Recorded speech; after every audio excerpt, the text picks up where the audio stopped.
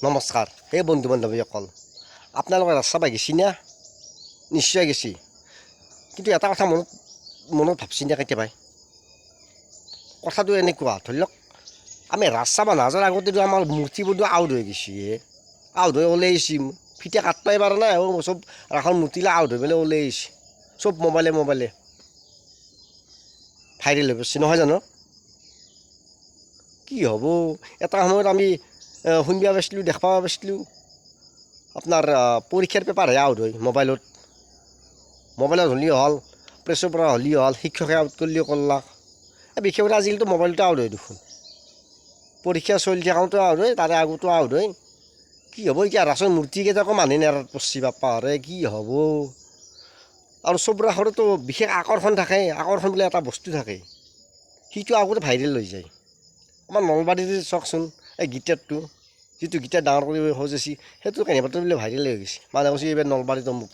বিশেষ আকৰ্ষণ বাপৰে বাপ হাউলীত বিশেষ আকৰ্ষণ অমুক বাপা এতিয়া নেগলি হৈছে দেখোন কি হ'ব বৰ সমস্যা কৰি পৰছি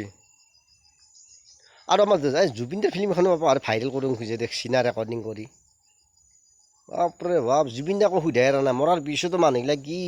এনা হ'লে জুবিনদা মৰাৰ পিছতো জুবিনদা ফিল্মখনকে ভাইৰেল কৰিব খোজে ৰেকৰ্ডিং কৰি মোবাইলটো শেষ কৰি পেলাক কেৱল এটা বস্তু সুবিধা হৈছে কি আৰু গম পাই না মাকহঁতে চলিক থৈ পেলাই মাৰ্কেট কৰি আহিব পাৰে সৰু যদি গাখীৰ খোৱা চলিও থাকে তেতিয়াহ'লেও কথা নাই চলি গাখীৰ খাব পাৰিয়ে যায় মোবাইল চাই থাকি পেলাই আগতে গাখীৰ খোৱাৰ কাৰণে কান্দিছিল পিয়াহ লাগছিল এতিয়া কথা নাই মাকহঁতে চলিক মোবাইলটো দিলাক দি পেলাই কাৰোবাকে হওক দেউতাকে হওক কাৰোবাক গোটেই দিলাক দি পেলাই অৰং ঘূৰি আহিব পাৰে সেইটো সুবিধা হৈছে নহয় জানো শেষত কওঁ জুবিনদাৰ ফিল্মখন মোবাইলত ৰেকৰ্ডিং নকৰিব কাৰণ মুখত ভাল পালে নহয় অন্তৰৰ পৰা ভাল পাবলৈ শিকিব লাগে মোৰ এই ভিডিঅ'টো